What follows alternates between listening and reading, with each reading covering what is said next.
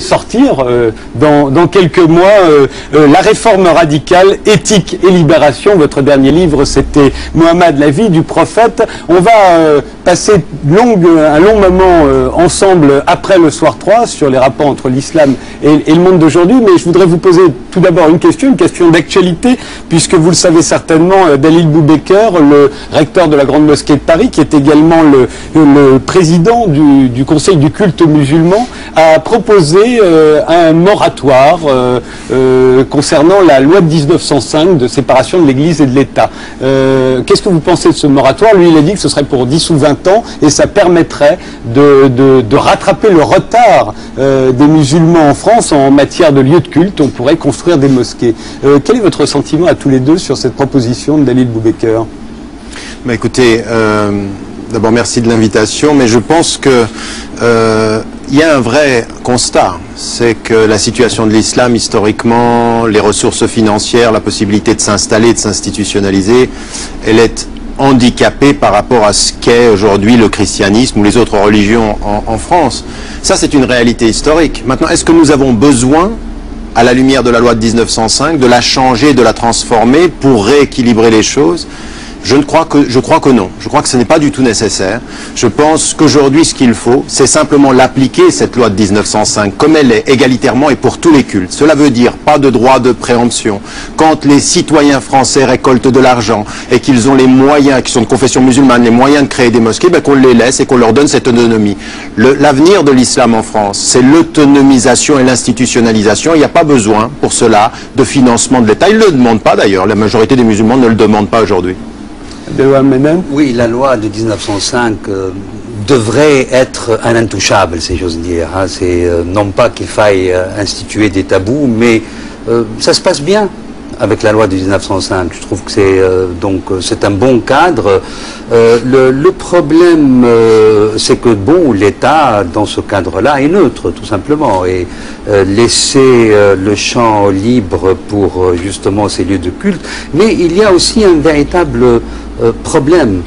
L'islam est certes neuf, mais il a, me semble-t-il, il a le devoir de s'adapter à la réalité européenne. Et je pense personnellement que l'architecture des mosquées doit être une architecture acclimatée, réinventée, repensée, redéployée. Et il y a moyen d'être immensément inventif. À mon avis, c'est là qu'il y a un véritable défi que l'islam peut relever, non pas un islam mimétique, un islam justement affranchi des lieux desquels il vient. Est-ce qu'on a besoin des multiples traditions de minarets, surtout lorsqu'on sait que les nouveaux minarets sont des dévoiements architecturaux et esthétiques dans les pays même de l'islam par rapport à l'immense tradition des minarets qui était, elle, inventive, spectaculaire, d'une immense richesse, reprenant les grandes traditions de l'application de l'esprit géométrique à l'architecture. Vous êtes d'accord, Tariq Ramadan, sur cette idée de renouveler l'architecture des mosquées en Europe? Oui, mais je pense que ça se passe déjà. Je pense que c'est une chose extrêmement importante. Une mosquée n'a pas besoin, pour être une mosquée, d'être orientale. Et la réalité de l'intégration à une culture, c'est effectivement de s'adapter au paysage environnemental. C'est-à-dire que ça, c'est une réalité. La question aujourd'hui, c'est qu'il faut passer de ce que furent les caves, de ce que furent des lieux de prière qui n'en sont pas, à la réalité de la dignité de la présence institutionnelle. Et aujourd'hui, les fonds ne doivent pas venir, et à mon sens, c'est ça la réalité de l'indépendance. Ils doivent venir d'aucun État étranger, et pas même de l'État français si on est sérieux avec la loi. Et cela veut dire aujourd'hui qu'il faut passer justement à cet islam des caves, aujourd'hui à un islam qui n'a pas besoin de mosquée cathédrale. La visibilité qui soit par la cathédrale n'est pas nécessaire, mais par contre des lieux dignes. Ça, je crois que c'est nécessaire, je crois que c'est possible, je crois que l'argent est présent parce que les fidèles musulmans donnent de l'argent, mais aujourd'hui leur problème n'est absolument pas dans la ressource et la manne financière. Il est dans le fait de buter contre l'administration, contre la suspicion, contre la perception qu'on n'est jamais tout à fait bon musulman, qu'on est toujours trop musulman, pas tout à fait français. Je crois qu'il faut simplement appliquer la loi, comme il a été dit, égalitairement, légalement, et ça marchera tout seul. On verra après le soir 3, si vous êtes d'accord sur tout, ça nous étonnerait. Mais d'abord, évidemment, la parole à Marie Drucker. Alors nous parlerons de la Société Générale, puisque Daniel Bouton, son président, reste en place, mais on verra que c'est pas tout à fait aussi simple. On parlera aussi de la colère des taxis, après, en réaction à l'une des propositions du rapport Attali sur la croissance. Et puis le grand et grave ratage, c'est précisément en ces termes que la commission Vinograd parle de la guerre du Liban en 2006. On verra ce que ça implique politiquement pour Israël. L'islam doit-il être guéri, réformé? Doit-il s'adapter à l'Occident? Est-ce qu'on en parle trop? Est-ce qu'on n'en parle pas assez? L'islam est-il un problème en France et dans le monde? Autant de questions, avec évidemment le discours de Nicolas Sarkozy à Riyad, le discours du pape à Ratisbonne sur la violence de l'islam, les attentats islamistes dans le Maghreb, l'Irak, le conflit israélo-palestinien, l'Iran, le Pakistan. Autant de questions qu'on va essayer d'aborder avec nos deux invités ce soir. Sortir de la malédiction qui est sous-titrée « L'islam entre civilisation et barbarie ». Faut-il faire taire Tariq Ramadan? C'était un livre d'entretien. Vous êtes l'auteur de Muhammad, vie du prophète, et votre prochain livre, qui paraîtra en septembre, s'intitulera « La réforme radicale, éthique et libération ». Alors, pour lancer ce débat que nous sommes très fiers, très heureux d'organiser en direct ce soir dans Ce Soir ou Jamais, je vais commencer par vous, Abdelwahab Medeb, en vous posant la question que pose votre livre, qui vient juste de sortir dès les premières pages. Pour vous, l'islam est malade et il faut lui appliquer un traitement. L'islam doit être guéri. Alors, pourquoi l'islam est malade et comment peut-on le guérir, d'après vous?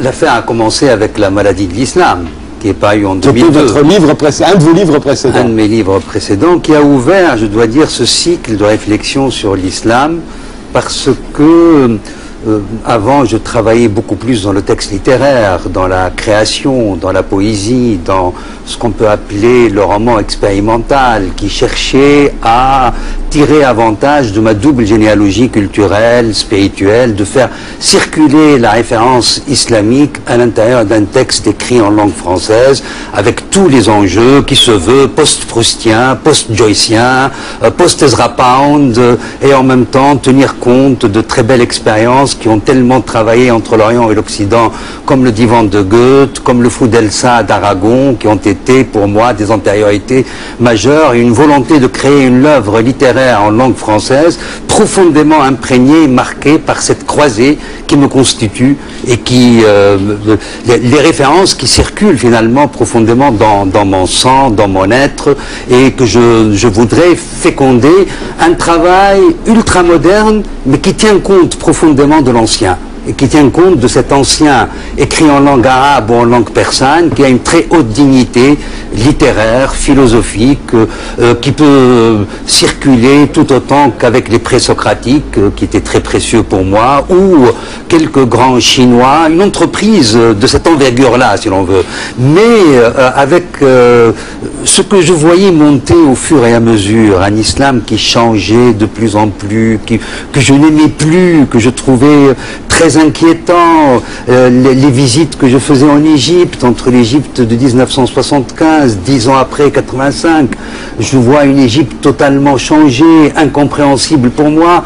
Je reviens en 97, le mal est encore pire, la concession faite par l'islam officiel, l'islam des États, au message des islamistes, des prêches terribles que j'entendais à la télévision officielle, un certain Sha'arawi par exemple, un diffuseur de superstition, d'obscurantisme, tout est dans le Coran, de l'atome à l'électricité, des choses aberrantes. Je suis arrivé en Égypte pour un séjour où j'alternais mes séjours avec Paris pendant 4 années pour des raisons familiales, juste à la veille, en septembre, à la veille des attentats de Luxor. Et quand ces attentats ont eu lieu, personnellement, je n'étais pas du tout surpris, parce que j'ai eu le sentiment que ces attentats n'étaient que le passage à l'acte de tout ce que j'entendais, que ce soit dans les télévisions, dans les prêches, même chez les intellectuels laïcs. Parce que quelque part, il y a eu une contamination, une volonté de vouloir fonder une identité profondément structurée autour de l'islam, qui se voulait distinctive et polémique, et différencié par rapport à l'Occident. Et personnellement, je me sentais profondément des deux. Donc là, je ne comprenais pas. Et avec évidemment les événements de 2001, qui est pour moi l'abomination même, le crime, le 9/11, à ce moment-là, dans la foulée, je voulais à tout prix interroger droit, les yeux dans les yeux, l'origine de laquelle je proviens, que j'aimais, une textualité que je trouvais superbe, féconde, et que je voyais malade, profondément malade, de plus en plus malade. Le mal ne fait que progresser. C'est là où j'ai ouvert ce cycle qui est un quatuor en fait, qui a commencé donc avec la maladie de l'islam. Et là, j'arrive à se traiter en effet de guérison, sortir de la malédiction, en insistant sur ce terme de malédiction, parce que lorsqu'on le traduit par exemple en arabe, comme il m'est arrivé de voir dans la presse arabe qui a commencé à réagir sur le livre, on le traduit par un terme qui m'inquiète. La notion de malédiction est à situer précisément, et quand on lit le texte on peut s'en rendre compte, à partir justement d'un fragment qui appartient à un présocratique, Empédocle, un philosophe donc du 5e siècle de la Grande Grèce, de Sicile, et qui a eu tout un destin arabe aussi, parce qu'il y a eu un Empédocle arabe, probablement en lien avec le gnosticisme, cette descendance arabe d'Empédocle, citée par nombre de spéculatifs, et c'est très important de revenir donc à cette antériorité où il y a un fragment où Empédocle parle d'un pré de malédiction dans lequel prospèrent les démons et dans lesquels prospèrent tous les maux qui assaillent l'humain. Et la description de ce pré de malédiction m'a profondément saisi. Il se trouvait que contemporainement, la nouvelle traduction que venait de paraître d'Empédocle, je la lisais pendant que j'avais visité Auschwitz, et j'ai eu le sentiment que ce pré de malédiction s'incarnait dans Auschwitz. Ce que je voyais, ces restes de l'horreur, et de l'horreur absolue, surtout qu'il y avait le lieu, le pré lui-même qui était là. Et par la suite, je me suis dit, mais finalement, ce mal qui corrompt l'humain, dont parle ce grec si ancien qui a 2500 années d'âge, continue d'être de nous appartenir, et les entités finalement circulent et le visitent. C'est-à-dire cette idée hegelienne que l'esprit circule entre les nations et les langues, et le mal aussi circule entre les nations et les langues. Avec Auschwitz, ça a été donc l'Europe, la catastrophe européenne, nous la connaissons tous. D'ailleurs, c'est un traumatisme tel qu'une bonne Europe est en train de naître à partir de ce traumatisme, parce qu'il y a eu un travail extraordinaire pour expulser de soi Auschwitz en Europe. Et ça, c'est immensément précieux. Si l'islam peut être en Europe, une des raisons de cette présence possible de l'islam en Europe, c'est qu'il est post-Auschwitz. Ça me paraît très très important de le rappeler. Et malheureusement, ce pré de la malédiction, j'ai comme le sentiment que des agents venant de l'islam y habitent en ce moment. Alors on verra après comment le guérir d'après vous, mais justement sur le mal dont parle Monsieur Medeb, à la fois la malédiction ou la maladie, comment réagissez-vous, Tariq Ramadan? Non, j'ai un problème avec ce discours pour plusieurs raisons. Il y a des problèmes évidents aujourd'hui dans le monde musulman par rapport aux références religieuses elles-mêmes. Et donc le problème que j'ai, d'ailleurs c'était le problème à la lecture de votre ouvrage, c'est la confusion des gens. On ne sait plus très bien de quoi on parle. Est-ce qu'on parle du politique? Est-ce qu'on parle strictement du religieux? Est-ce qu'on parle de l'islamisme? Ou est-ce qu'on parle de l'islam? Parce que dans le livre précédent c'était l'islamisme, la maladie. Mais maintenant il se trouve que la malédiction semble être à l'intérieur de l'islam. Enfin un discours aujourd'hui qui est quand même... qui tombe bien dans les oreilles d'un Occident qui dit bon ben on va attendre quand même que les musulmans ils se réveillent et puis qu'ils se réveillent à cette modernité qui est la nôtre. Et je pense que le monde de l'islam est un monde complexe. Et c'est un monde complexe et le début du respect pour ce monde, c'est de reconnaître sa complexité, de serrer les problèmes et non pas d'y aller comme ceci, je veux dire comme un médecin qui aimerait guérir le mal et qui se tromperait en prenant le cœur pour le cerveau et puis qui peut-être n'a pas forcément les outils du médecin pour cela, parce qu'il y a des outils pour cela. Et donc moi ce que j'aimerais c'est plus d'humilité dans le type de rapport même que vous avez avec l'univers de l'islam, parce que je trouve que la façon même dans votre livre dont vous parlez des croyants qui vont le vendredi à la mosquée, vous avez un regard extrêmement condescendant, comment est-ce qu'on peut croire en ces bêtises en fait? C'est pas comme ça qu'on guérit. les gens. C'est pas d'abord le début du médecin, c'est de respecter son malade. Et donc, s'il y a maladie de la nature dont vous la décrivez. Donc ici, ce que j'aimerais dire, c'est qu'il faut serrer les problèmes. Des problèmes par rapport au texte, des problèmes par rapport à la lecture des textes, par rapport à l'historicité, par rapport à la compréhension de ce que dit la foi et de ce que peut permettre la rationalité pour relever les défis de l'époque contemporaine. C'est une chose. Et puis il y a l'islamisme. L'islamisme, ce n'est pas l'islam tel qu'il est dit, mais en plus, l'islamisme n'est pas un univers monolithique. On ne peut pas d'un trait de plume mettre Al-Qaïda et puis Erdogan de Turquie dans la même... C'est pas la même chose. Il faut circonstancier, il faut nuancer le propos. Ce qu'on ne trouve pas l'islamisme, ce serait un univers monolithique qui serait finalement le mal, la malédiction et la maladie. Ça, c'est une deuxième chose. Et puis la troisième chose, c'est qu'il faut rendre à la politique, tout n'est pas religieux et tout n'est pas culturel. Il y a des questions qui sont politiques. Je veux dire, on peut aujourd'hui dire finalement et ne lire le 11 septembre que d'une question religieuse. Alors la condamnation, elle doit être claire, mais il y a d'autres questions qui se posent sur la question. Je veux dire, quand Bush dit « il n'aime pas notre civilisation, il n'aime pas notre valeur », c'est un peu court quand même que Bush dise ça. Et vous prêtez quand même dans votre analyse l'outil pour qu'il permette de le dire. En fait, finalement, c'est l'islam le problème. Non, le problème, c'est aussi la politique américaine. Le problème, c'est aussi les dictatures. C'est aussi les dictatures. Vous ne dites rien des dictatures. Vous parlez de la Tunisie en regrettant en Tunisie qu'il y ait des gens qui se soient élevés, vous avez raison sur cette question-là, qui se soient élevés contre un prix qui est donné à un Tunisien juif, vous avez raison, mais vous ne dites rien de cet univers pratiquement d'une nation carcérale, d'un homme qui est élu à 97% et pour lequel vous faites silence. Mais on ne peut pas faire silence, c'est aussi une partie du problème, c'est aussi un problème du mal, c'est aussi un problème de la malédiction qui touche le monde arabe, c'est pas simplement religieux, ici c'est politique. Alors, si vous êtes d'accord, on va essayer de serrer ces problèmes, de parler d'abord du religieux, puis du politique. Je vous propose tout de suite, puisque vous avez parlé de ces prêcheurs qui vous semblent de plus en plus durs dans le Proche-Orient, c'est une image qu'on a parfois à la télévision française, où on montre des prêcheurs en France qui semblent particulièrement violents, c'est comme ça qu'on les qualifie. Je vous propose de regarder des images comme on peut en voir à la télévision. Celle-ci, c'était dans Envoyé spécial, c'était en 2004, ça se passait à Clamart. Regardez. L'imam Salem, c'est cet homme enturbané. Il est d'origine... Comment les comprenez-vous Là, vous avez l'illustration même de ce que j'appelle la maladie. Voilà. Hein. L'islamisme, maladie de l'islam, mais comme je l'ai démontré déjà à l'époque, ce qui m'a paru le plus terrible, c'est ce que je décrivais en Égypte, ce que j'ai intitulé l'islamisme diffus. C'est-à-dire comment les thèses de l'islamisme sont entrées dans l'esprit d'une très grande majorité de musulmans. Et c'est ça qui est immensément grave. Les gens, c'est-à-dire, sont corrompus de l'intérieur sans le savoir. Et nous avons affaire à une religion que je trouve terrible actuellement, telle qu'elle est exploitée, avec cette volonté de vouloir à tout prix gagner le paradis, s'épargner l'enfer. La religion n'est pas ça, ne se réduit pas à ce calcul élémentaire.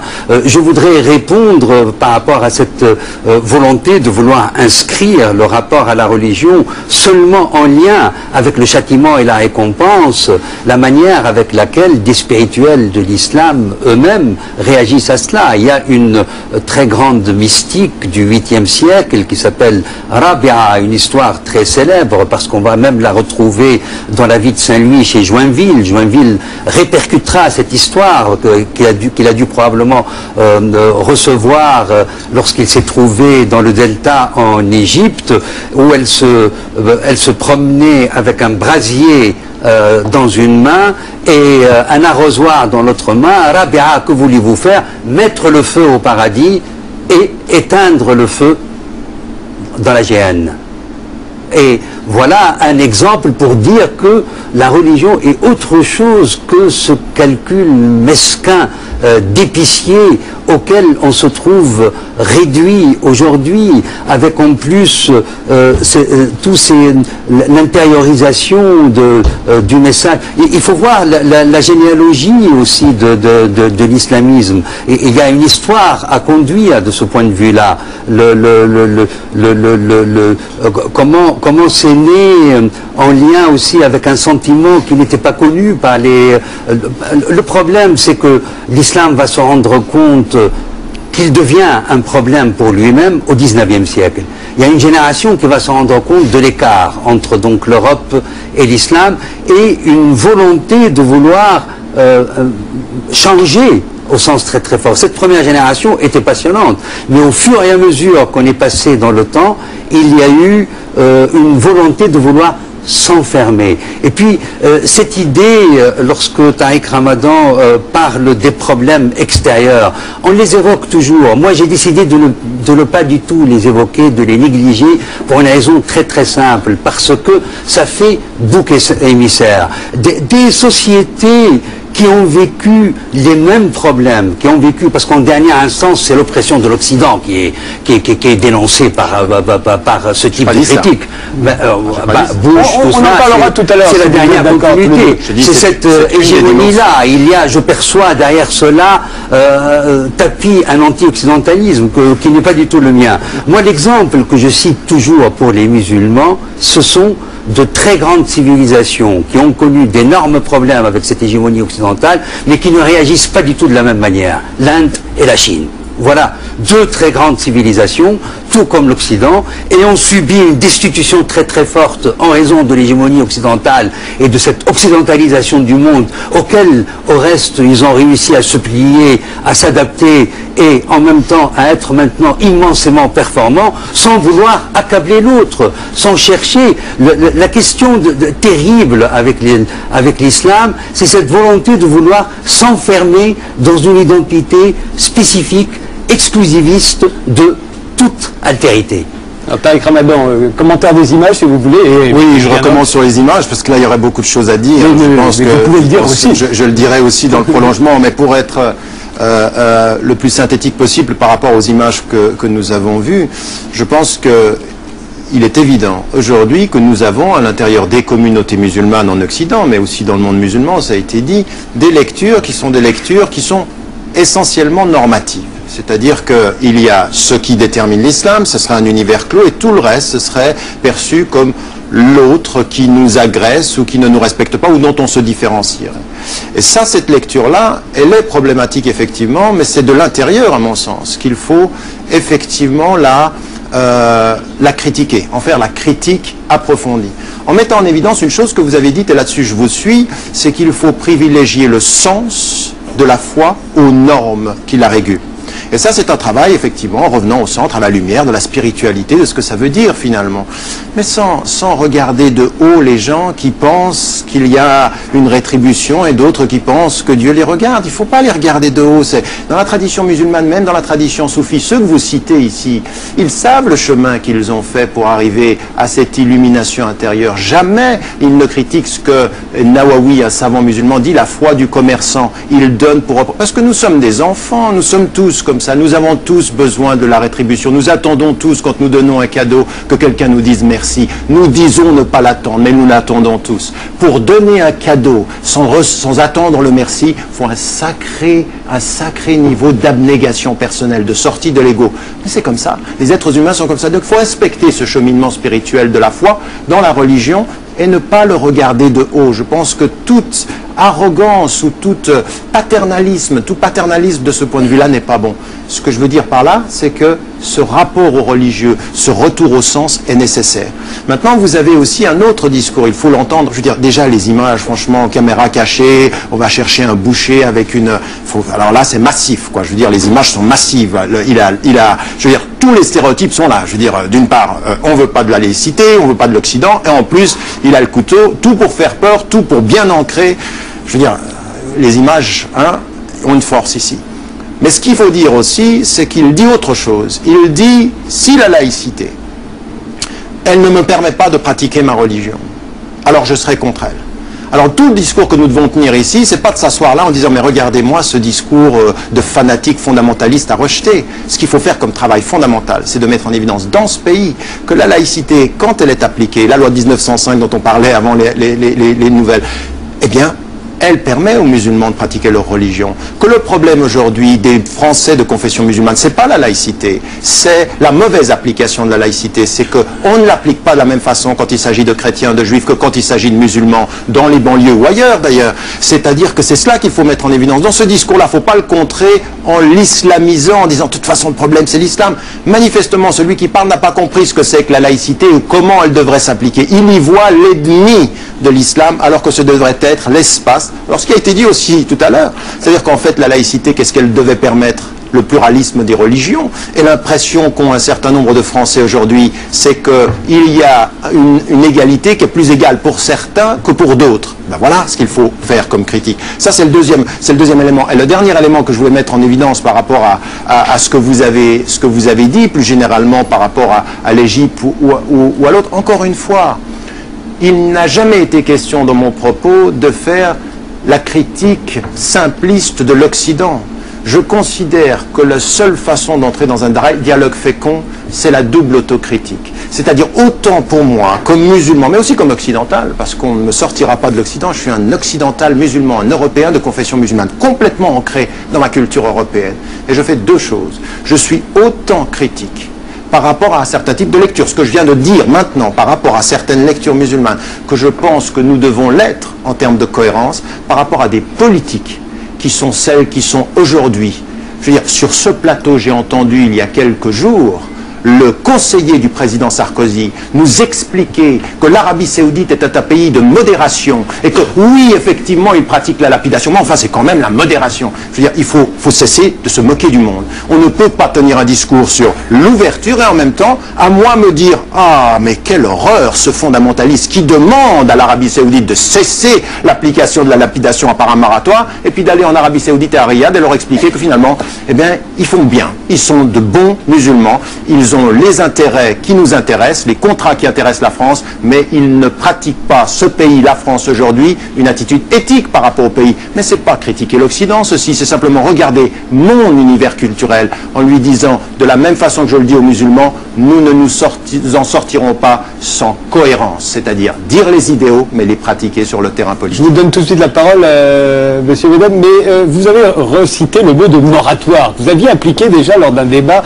avec Nicolas Sarkozy. Ça vous avait beaucoup été reproché, ce mot. En tout cas, tout le monde n'avait pas compris forcément ce que vous voulez dire. Qu'est-ce que vous voulez dire par un moratoire sur la lapidation? Ce que je veux dire, c'est que si nous parlons au monde musulman aujourd'hui, s'asseoir ici en disant « je condamne ce que vous avez fait », d'ailleurs, vous dites sur certains nombres de versets, ben, je condamne ça, c'est inaudible pour le monde musulman.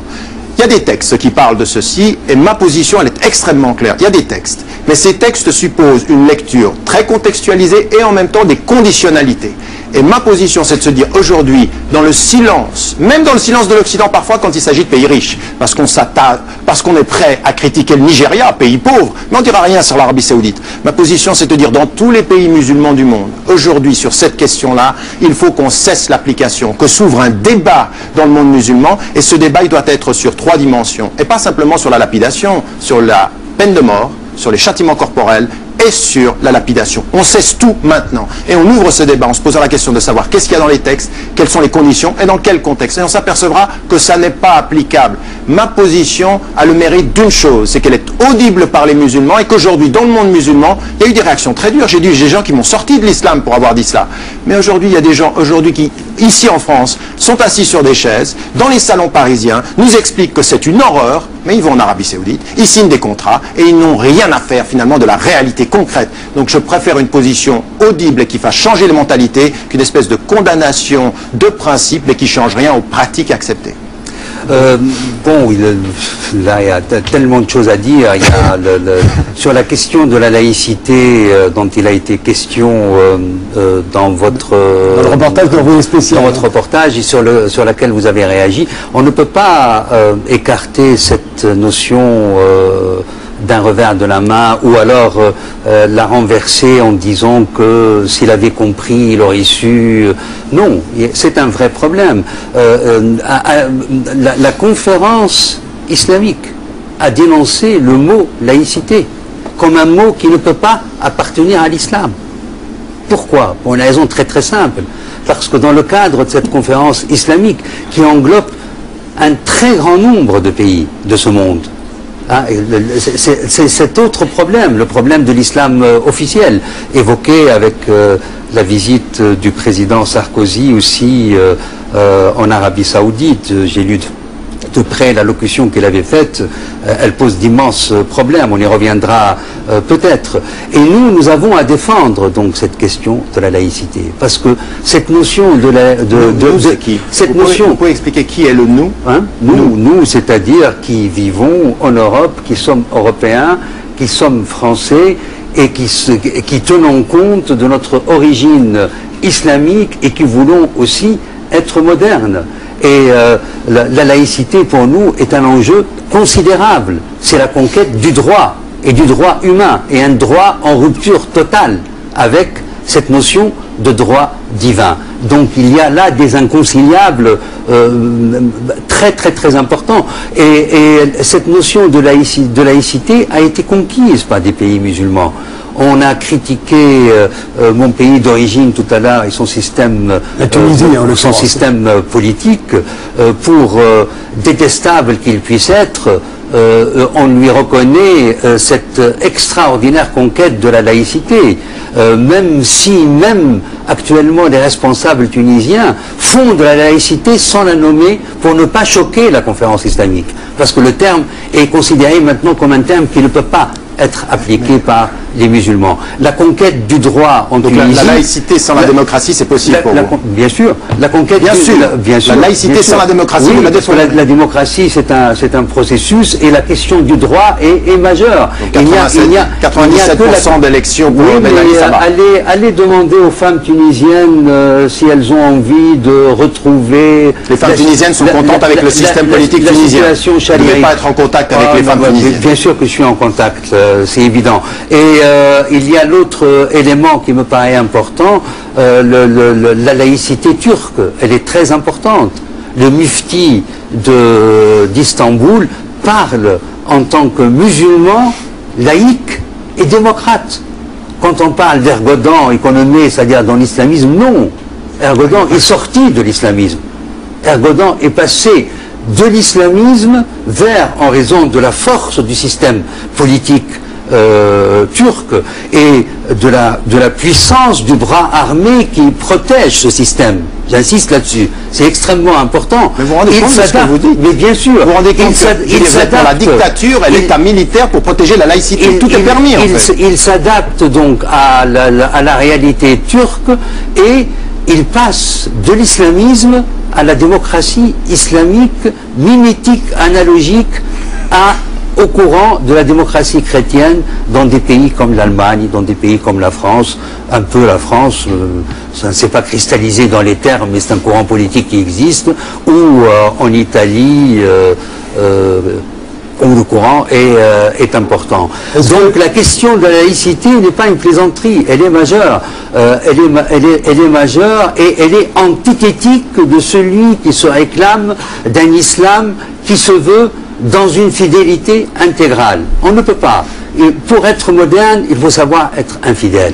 Et la question que je vous pose à vous, est-ce que par rapport à la généalogie qui est la vôtre, qui est une généalogie massive quand même, nous rappelons que votre grand-père a été le fondateur des frères musulmans en Égypte. Il fallait le sortir. C'est essentiel, c'est très important, parce que le vrai mal a commencé là.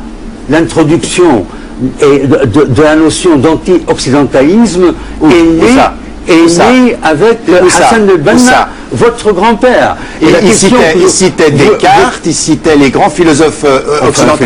Rappelez-nous, Tariq Ramadan, justement, c'était les frères musulmans. Je peux vous poser une question. Ne faites pas de Hassan el-Banna. Je peux vous poser une question. Ne faites pas de Hassan el-Banna un intellectuel. Il a écrit de misérables petites épîtres. Vous pouvez me donner deux titres. Un effet gigantesque. Vous pouvez me donner deux titres d'épîtres, s'il vous plaît. Et malheureux, c'est un livre qui rassemble les... Non, mais vous pouvez me donner deux titres d'épîtres que vous auriez lus. Je vous les donne. Il y a, je veux dire, la naissance de l'anti-occidentalisme est là, et tout le phénomène, le passage de Hassan el-Banna à un autre personnage sinistre, par son interprétation radicale, justement qui se veut intégrale et entière, qui n'est pas entré dans l'ère du soupçon, qui est le seuil de la modernité. Si on n'entre pas dans l'ère du soupçon, si on n'entre pas dans la douleur de la scission, comme dit Hegel, jamais on ne peut entrer dans la modernité. Et la question que je vous pose, en quoi vous assumez pour défendre la laïcité et pour vous démarquer en contact, c'est évident. Et il y a l'autre élément qui me paraît important, la laïcité turque, elle est très importante. Le mufti d'Istanbul parle en tant que musulman, laïque et démocrate. Quand on parle d'Ergodan économé, c'est-à-dire dans l'islamisme, non. Ergodan est sorti de l'islamisme. Ergodan est passé de l'islamisme vers, en raison de la force du système politique turc et de la puissance du bras armé qui protège ce système. J'insiste là-dessus. C'est extrêmement important. Mais vous vous rendez compte de ce que vous dites? Mais bien sûr. Vous vous rendez compte que la dictature et l'État militaire pour protéger la laïcité. Tout est permis, en fait. Il s'adapte donc à la réalité turque et il passe de l'islamisme à la démocratie islamique, mimétique, analogique au courant de la démocratie chrétienne dans des pays comme l'Allemagne, dans des pays comme la France, un peu la France, ça ne s'est pas cristallisé dans les termes, mais c'est un courant politique qui existe, ou en Italie, où le courant est important. Donc la question de la laïcité n'est pas une plaisanterie, elle est majeure. Elle est majeure et elle est antithétique de celui qui se réclame d'un islam qui se veut dans une fidélité intégrale. On ne peut pas. Et pour être moderne, il faut savoir être infidèle.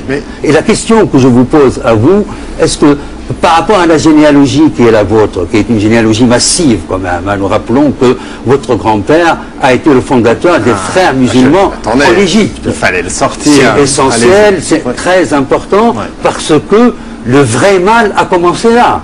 L'introduction de la notion d'anti-occidentalisme est née avec Hassan el-Banna, votre grand-père. Il citait Descartes, il citait les grands philosophes occidentaux. Rappelez-nous, Tariq Ramadan, rappelez-nous justement ce qu'étaient les frères musulmans. Je peux vous poser une question. Ne faites pas de Hassan el-Banna. Je peux vous poser une question. Ne faites pas de Hassan el-Banna un intellectuel. Il a écrit de misérables petites épîtres vous pouvez me donner qui ont eu un effet gigantesque. Vous pouvez me donner 2 titres d'épîtres, s'il vous plaît. Et malheureux, c'est un livre qui rassemble les... Non, mais vous pouvez me donner 2 titres d'épîtres que vous auriez lus. Je vous les donne. Il y a, je veux dire, la naissance de l'anti-occidentalisme est là, et tout le phénomène, le passage de Hassan el-Banna à un autre personnage sinistre, par son interprétation radicale, justement qui se veut intégrale et entière, qui n'est pas entré dans l'ère du soupçon, qui est le seuil de la modernité. Si on n'entre pas dans l'ère du soupçon, si on n'entre pas dans la douleur de la scission, comme dit Hegel, jamais on ne peut entrer dans la modernité. Et la question que je vous pose, en quoi vous assumez pour défendre la laïcité et pour vous démarquer de cet islam intégral, en quoi vous pouvez jouer par rapport à votre généalogie de l'infidélité, de la traîtrise. Parce que tout moderne, tout être laïque qui émane d'une tradition religieuse, forcément doit trahir et doit être infidèle. Mais je suis surpris que pour un rationaliste, vous soyez aussi dogmatique. Tout être doit. Bien, ça pour un discours religieux, ça c'est vraiment cadré. Je pense que de ce point de vue-là, il faut être sérieux.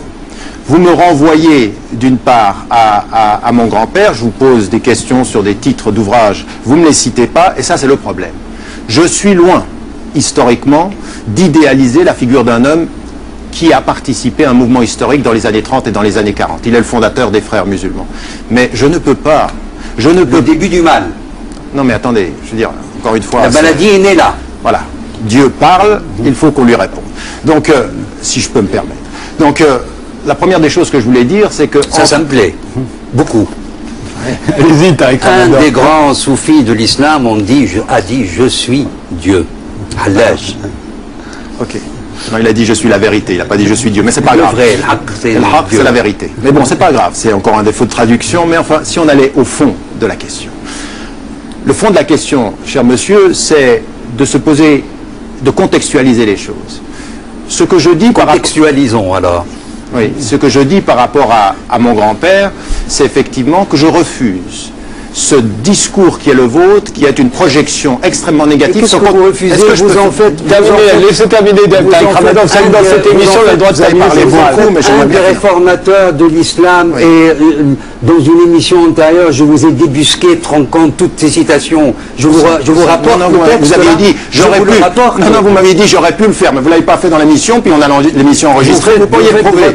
Est-ce que je peux finir? Le grand-père, un défenseur de la liberté des femmes. En effet, il dit les femmes sont libres et égales, à condition qu'elles restent dans le foyer pour s'occuper de l'éducation des garçons. Je peux vous donner l'exemple contraire de cela. Les futurs militants de la guerre sainte. Terminé, Taïk Ramadan, on ne va pas faire un débat sur votre grand-père. Exactement, mais juste une chose, celui qui était tellement... Non, mais l'infidélité. Hein. Bon. Traître à sa généalogie pour être moderne. Répondez-moi à cela. D'accord, ok.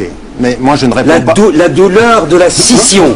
Ok, donc moi je ne réponds pas aux injonctions dogmatiques. Oui, le cordon ombilical, cher monsieur. D'accord, c'est très bien. Ce que j'aimerais dire, c'est que celui que vous présentez comme étant si opposé à toutes les femmes, sa première fille est éduquée, la deuxième est professeure d'économie, la troisième est ingénieure, la quatrième est médecin. Ça va? Voilées toutes, j'imagine. Mais elles sont voilées ou elles ne le sont pas, c'est pas un problème. Dans ma famille, il y a des femmes voilées et des femmes qui ne le sont pas. Et la différence entre vous et nous, c'est que vous êtes un dogmatique du non-voilement. Et moi, je suis pour la liberté. Vous faites ce que vous voulez. Vous voyez la différence? Il y a un dogmatique d'un côté, c'est pas celui qu'on attendait. Vous voyez? Vous me suivez? Donc, ce que je voulais dire... On laissera nos spectateurs juges. Hein. Oui, mais bon. Dieu a encore parlé. Donc, ce que j'aimerais mettre en évidence, c'est que par rapport à cette question fondamentale, aujourd'hui, du réformisme et de ce qu'il y a à mettre en évidence historiquement, je pense que ce que vous avez mis en évidence aujourd'hui par rapport à la question de la laïcité, il y a un malentendu historique sur lequel il faut qu'on se mette d'accord. Ce qu'a été la laïcité, le processus de sécularisation en Occident a été un processus qui a été accepté pour une raison, monsieur. C'est qu'avec la laïcité, on a eu la démocratie et la liberté politique.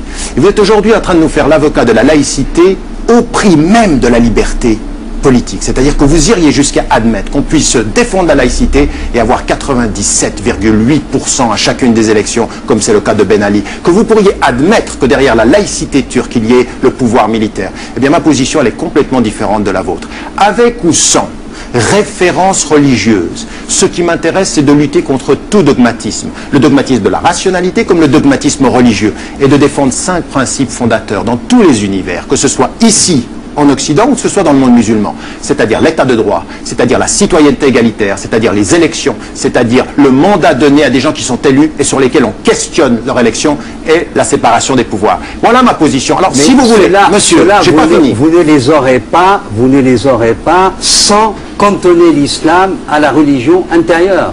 Parce que l'islam, mais ça ne veut rien dire.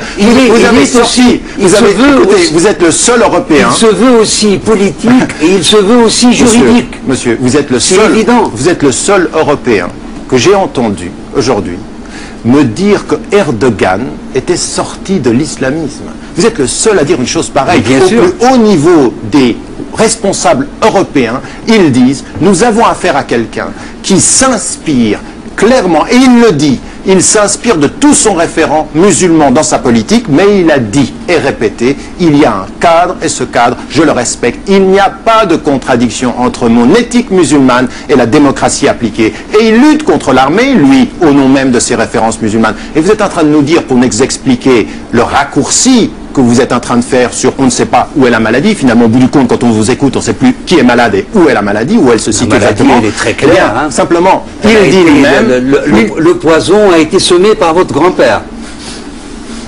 C'est clair. Non, mais attendez. Je veux dire, je ne suis pas en train de vous poser la question de savoir d'où vient le poison. C'est ça la maladie. Attendez, vous dites où est la maladie. La maladie est là. Monsieur, elle est là. Ne déplacez pas. Elle est là avec cette volonté de vouloir ne déplacez pas ma question. Un système archaïque, patriarcal, Oui. quelque chose qui serait au fondement de l'État actuel. J'aimerais vous dire une chose. C'est impossible. Je vais vous dire une chose. Sinon, on arrive aux aberrations auxquelles nous assistons. Monsieur, je vous ai posé la question de savoir où se situait la maladie. Et vous, pour réponse, vous me dites ça vient de là. C'est pas ma question. Si vous étiez médecin et que vous faisiez ce type de diagnostic, je change de médecin parce que alors là, c'est pas le problème. Je vous demande pas. Oui, non mais je vais même pas y venir. Je vais même pas y venir, si vous pouvez me permettre, parce que là vraiment, je suis sidéré par l'abîme entre le diagnostic et ce qu'il y a à faire.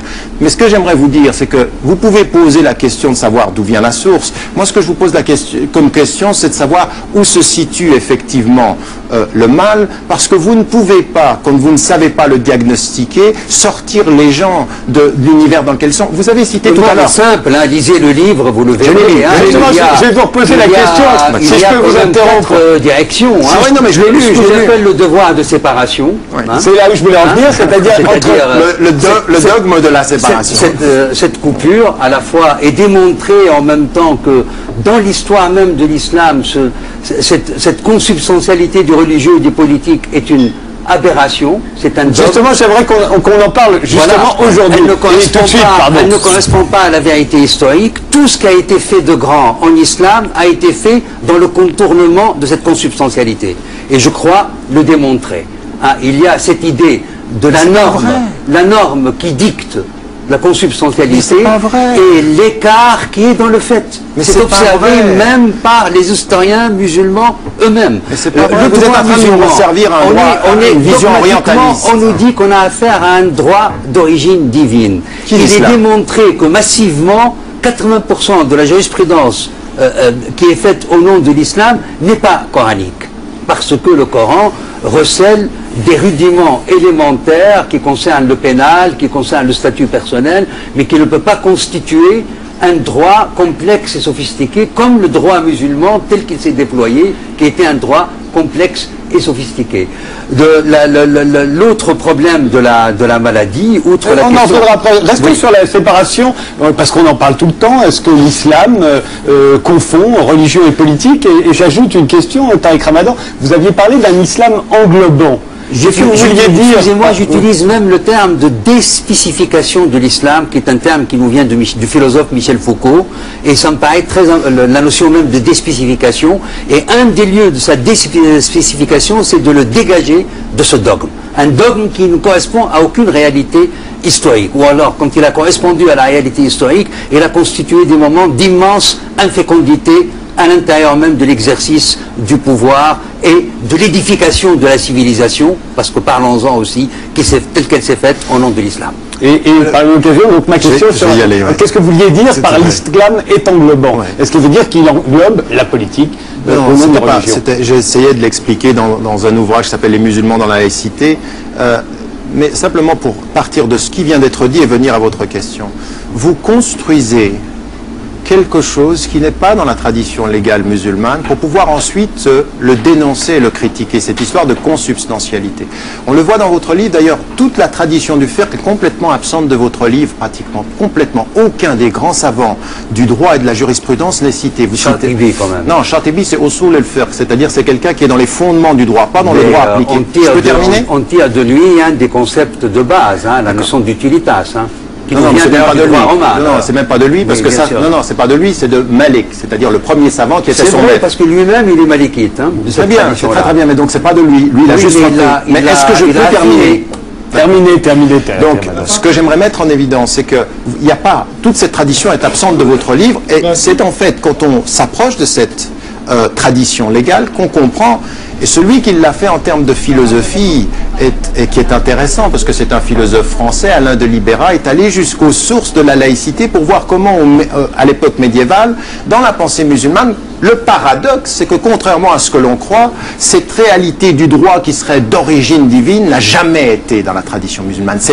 C'est une construction, et une construction qui a beaucoup aidé par la suite les colons et les orientalistes et certains types de courants politiques islamistes. On encore l'étranger, c'est ça? Non, mais je viens de terminer ma phrase. Vous n'avez pas entendu la fin de ma phrase. Et certains types de courants islamistes, ça va, je l'ai dit. Donc, il y a les deux. Donc, c'est un double rapport critique qu'il faut avoir ici. Et donc, la réalité, c'est que si vous venez à la tradition légale profonde, vous apercevez que ce qui est englobant, alors moi j'utilise et j'emprunte le terme à Jasper dans son introduction à la philosophie, il prend cette dimension-là, il met en évidence que, en fait, des sources, ce qui va être englobant, c'est que les sources scripturaires produisent de l'éthique. Et que ce qui est englobant, c'est l'éthique, c'est-à-dire en fait, dans votre comportement privé comme dans votre comportement public, mais ça c'est vrai que pour un athée comme pour tout le monde, c'est-à-dire au bout du compte, c'est la réalité, nous essayons tous d'avoir une cohérence entre notre principe personnel et notre vie publique. On essaye, on est tous en contradiction avec nous-mêmes, avec nos cœurs, avec nos intelligences et avec la société, mais on essaye. La tradition musulmane, elle est englobante dans ce sens-là, elle produit une éthique et des principes pour les différentes dimensions. Et elle nous dit deux choses dès le départ, c'est que dans notre relation à Dieu, il y a une façon de lire les textes, vous ne pouvez faire que ce qui est écrit, et dans le rapport au contexte et aux affaires sociales, vous pouvez tout faire sauf ce qui est interdit. En d'autres termes, si vous me donnez toutes les boissons du monde, je pourrais boire toutes les boissons du monde, à l'exception de l'alcool que je ne bois pas, parce que celle-ci, elle n'est interdite. Là aussi, il y a débat. Hein. Dans la tradition médébienne, mais bon, pas dans la tradition musulmane classique. Donc, non. Pardon? L'école hanafite, non, aucun des grands savants de l'école hanafite n'a dit que l'alcool n'était permis, sauf à avoir quelqu'un qui serait... bon, enfin, je ne le connais pas. Si vous pouviez me dire le nom, ça m'arrangerait. Mais poètes, enfin, non, je ne crois pas que ça m'arrangerait, en fait. Mais ça m'arrangerait pas. Mais ce que j'aimerais dire... Bachique, là... Non, ça, c'est pas dans la tradition légale musulmane. C'est, je veux dire, une certaine façon de civilisation, disons, hein. D'accord. Mais ce que je veux mettre en évidence ici, c'est que cette séparation, en termes de méthodologie, existe dans la tradition longue. Mais elle existe tellement, c'est que quand les musulmans, à l'époque médiévale, rencontrent, et les philosophes aussi rencontrent, parce que vous citez Averroès, mais Averroès, il est deux choses. Il est un philosophe rationaliste, mais c'est un juge musulman. Il croit à la révélation du Coran, et il a une conscience de la rationalité appliquée qui est tout à fait aristotélicienne. L'Aristote qu'on connaît au Moyen-Âge, il est averroïste, il n'est pas Aristote. Et donc il a les deux. Ce qui est étonnant dans notre culture sélective en Occident, c'est qu'on ne retient que le Averroès rationaliste. Il nous arrange, il nous ressemble tellement, il utilise les mêmes mots, apparemment, c'est Aristote, revu et corrigé par Aristote lui-même dans la tradition arabe. Alors que l'autre dimension, c'est comme si elle n'existait pas. On s'apercevrait que dans la tradition musulmane, et c'est là où je ne suis pas d'accord avec la façon dont vous diagnostiquez les choses. La fidélité telle que je la conçois n'est pas une fidélité du statu quo. Je dirais même plus, dans la tradition légale musulmane dès l'origine, la seule fidélité qui soit ne se conçoit que par l'évolution de la pensée. C'est en évoluant par le processus de l'ijtihad, c'est-à-dire la pensée rationaliste appliquée qui tire des sources, des principes et des visions et qui va s'appliquer sur le terrain dans la relation au contexte social et environnement. Pas de fidélité sans évolution. Mais vous voyez, c'est un tout petit peu différent que votre approche. Je ne dogmatise pas la rationalité et je ne dogmatise pas le produit de la raison. Alors je vous propose justement de parler du rapport homme-femme, parce que c'est quelque chose en Occident qui revient en permanence et on l'a vu encore récemment avec l'arrivée du Hamas au pouvoir. On nous montre tout à coup une sorte de police des mœurs qui intervient, qui a l'air d'intervenir sur les femmes. Alors est-ce que ça c'est l'islam? Est-ce que c'est la tradition? Est-ce que c'est la politique? On revient, c'était l'été 2007, sur les plages de Gaza. Regardez. Chaque jour, sur les plages de Gaza, des hommes du Hamas traquent les mauvais comportements. On les appelle déjà les milices de la vertu. Il est interdit de se tenir par la main ou de flirter. Interdit aussi, bien sûr, de prendre de la drogue. En revanche, les bains de mer avec la tenue islamique de rigueur sont toujours autorisés. Ils sont d'ailleurs les seuls vrais moments d'évasion pour les femmes de Gaza. Je refuse qu'on interfère dans ma vie car je pense que le Hamas va se mêler de tout de plus en plus. Ils vont dire comment on doit s'habiller, ce qu'on doit penser et bientôt aussi nous interdire de sortir le soir. Dans les rues de Gaza, on sent l'influence du mouvement islamiste.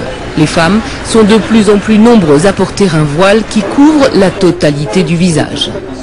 Cependant, il existe chez les Palestiniennes une volonté de résister à l'islamisation, ne serait-ce qu'en restant coquette et tournée vers la mode européenne. Norma fait partie de ces femmes modernes. Manager d'un restaurant très chic à Gaza, elle affirme et affiche sa liberté. Pour elle, l'influence du Hamas sur les femmes est pernicieuse. Les femmes en général sont plus sensibles et j'ai remarqué que de plus en plus de femmes portent la tenue islamique. Et pas parce que le Hamas les a obligées à le faire, mais parce qu'elles ont peur de l'inconnu et qu'elles sont effrayées par le Hamas. Et il y a de quoi s'inquiéter. Ces 2 derniers mois, plusieurs restaurants, cafés internet et salles de bal ont été brûlés. Des violences non revendiquées par le Hamas, mais par des proches du mouvement islamiste. Alors, ce genre d'image... de prendre de la drogue. En revanche, les bains de mer avec la tenue islamique de rigueur sont toujours autorisés. Ils sont d'ailleurs les seuls vrais moments d'évasion pour les femmes de Gaza. Je refuse qu'on interfère dans ma vie car je pense que le Hamas va se mêler de tout de plus en plus. Ils vont dire comment on doit s'habiller, ce qu'on doit penser et bientôt aussi nous interdire de sortir le soir. Dans les rues de Gaza, on sent l'influence du mouvement islamiste. Les femmes sont de plus en plus nombreuses à porter un voile qui couvre la totalité du visage. Cependant, il existe chez les Palestiniennes une volonté de résister à l'islamisation, ne serait-ce qu'en restant coquette et tournée vers la mode européenne. Norma fait partie de ces femmes modernes. Manager d'un restaurant très chic à Gaza, elle affirme et affiche sa liberté. Pour elle, l'influence du Hamas sur les femmes est pernicieuse. Les femmes en général sont plus sensibles et j'ai remarqué que de plus en plus de femmes portent la tenue islamique. Et pas parce que le Hamas les a obligées à le faire, mais parce qu'elles ont peur de l'inconnu et qu'elles sont effrayées par le Hamas. Et il y a de quoi s'inquiéter. Ces 2 derniers mois, plusieurs restaurants, cafés internet et salles de bal ont été brûlés. Des violences non revendiquées par le Hamas, mais par des proches du mouvement islamiste. Alors, ce genre d'image, on l'a vu en Iran, bien entendu, on l'a vu en Afghanistan. Est-ce que c'est, encore une fois, est-ce que c'est consubstantiel à l'islam, ça, à votre avis? Vous avez là un exemple parfait qui illustre à merveille ce que j'appelle la maladie de l'islam.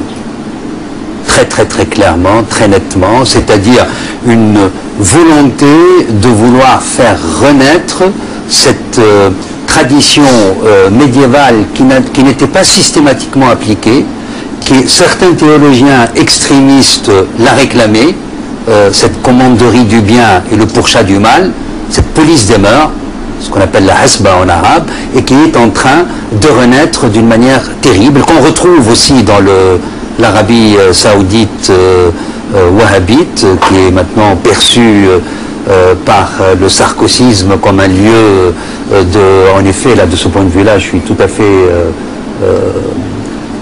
surpris par les prises de position du président Sarkozy en Arabie saoudite, lorsqu'il parle de l'Arabie saoudite comme la terre sainte de tous les musulmans. C'est très grave, ce n'est pas l'Arabie saoudite. L'Arabie saoudite ne va pas durer éternellement, c'est la péninsule arabique. Ce sont 2 appellations qui n'ont rien à voir, appeler un État et un territoire de la même manière. Mais enfin là... C'est ça qui vous a choqué le plus ou la qualité de la modération? Vous m'étonnez là. Non, c'est le fait même d'adouber cet État qui a fait tant de mal d'ailleurs à l'islam, parce que la force des pétrodollars et l'articulation entre les idées inventées par le fondateur des frères musulmans, Hassan al-Banna, votre grand-père, et vous ne citez toujours pas. C'est un nom qui revient l'articulation avec je veux dire cette énergie qui s'est articulée avec les moyens de l'Arabie saoudite et le wahhabisme qui nous fait parvenir jusqu'au Hamas, ce qu'on vient de voir, et un peu partout.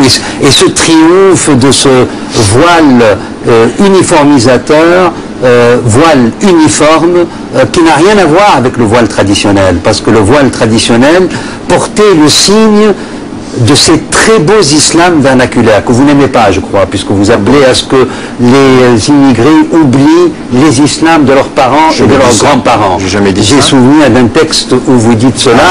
Alors c'est justement cette pluralité anthropologique était passionnante en islam. Le voile de l'Indonésien portait l'empreinte et la marque de la culture anté-islamique propre au lieu et qui est globalement indienne. Le voile de l'africaine de même, et ainsi de suite. Tandis que là, nous avons affaire à une espèce de voile uniformisé de Jakarta jusqu'à la banlieue parisienne ou londonienne. Alors Tariq Ramadan, sur l'égalité homme-femme, sur ce qu'on vient de voir aussi, comment l'expliquez-vous? Non, je pense qu'il y a clairement un problème. Je dirais, et moi je dis souvent aux musulmans, si je pense personnellement de l'intérieur que l'islam n'a pas un problème avec les femmes, je pense que les musulmans, hommes et femmes d'ailleurs, ont un problème avec les femmes. Parce que parfois, les femmes reproduisent des schémas. Ce que je dis, par exemple, par rapport à la culture, c'est absolument pour ça. Et moi, je ne cesse de dire, je suis égyptien de mémoire et je le revendique et je dis à tout le monde, n'oubliez pas vos racines, votre mémoire profonde, jamais. Mais il faut être critique par rapport à sa propre culture. Il se peut que dans les cultures d'origine, il y ait des constructions qui sont des constructions machistes, patriarcales. Donc les cultures ne sont pas toujours toutes bonnes. Il faut toujours être critique par rapport à la culture que l'on reçoit. Au nom d'un certain type de principe, la véritable autonomie intellectuelle, c'est pas de se dire j'appartiens à une culture et je prends tout, ou j'entre dans une culture et je prends tout. C'est toujours la sélection au nom des principes d'un certain nombre de dispositions qui nous paraissent être bonnes et d'autres qu'il faut critiquer. Et dans les cultures d'origine patriarcales, en Afrique du Nord, en Asie, il y a des choses qui sont consubstantielles, là, pour le coup, avec la culture et qui reproduisent des schémas de discrimination. Et de cela, il faut critiquer, mais pas seulement. On a aujourd'hui des lectures des textes religieux qui sont des lectures littéralistes, qui sont des lectures qui sont sèches, appauvissantes et discriminantes à l'endroit des femmes. Il faut en faire la critique. Et ce que je crois aujourd'hui, c'est que nous avons deux problèmes majeurs. Les lectures culturelles, c'est-à-dire qui confondent le culturel et le religieux, et il faut justement être critique de ce point de vue-là, et les lectures littéralistes des textes qui, effectivement, reproduisent des schémas, ou alors, par exemple, imposent. Je veux dire, moi j'étais un de ceux très très tôt en Iran qui a pris une position extrêmement claire, comme d'ailleurs par rapport à l'Arabie Saoudite ou à d'autres pays, en disant par exemple, le foulard ne peut pas être imposé aux femmes, ce ne peut être qu'un choix. Il est interdit islamiquement de l'imposer, je pense qu'il est interdit au nom des droits de l'homme de demander de l'enlever. On laisse les femmes, mais pour cela, il faut une éducation, pour cela, il faut leur donner les moyens, il ne faut pas non plus, il faut comprendre cela, il ne faut pas non plus que des processus de discrimination soient reproduits. Alors comment ça se passe? Par l'éducation. Les sociétés majoritairement musulmanes sont parmi celles où les femmes sont le moins éduquées, où on a le moins investi.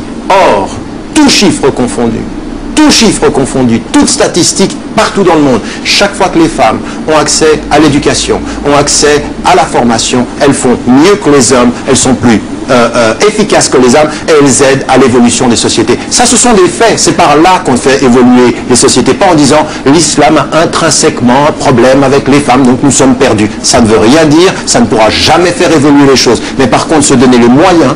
Et par exemple, demander, c'est ce que je demande dans le prochain livre, c'est quelque chose que j'avais déjà dit dans le dernier, en parlant du féminisme musulman, c'est-à-dire des femmes et des hommes, pas simplement des femmes contre des hommes, mais des femmes et des hommes au nom des principes qui sont les leurs, qui luttent contre les aliénations culturelles ou contre les lectures littéralistes et qui produisent plus d'éducation, plus d'émancipation, et puis une vraie liberté intellectuelle et l'accès au plus haut poste possible. Je crois que ça, c'est un travail à faire.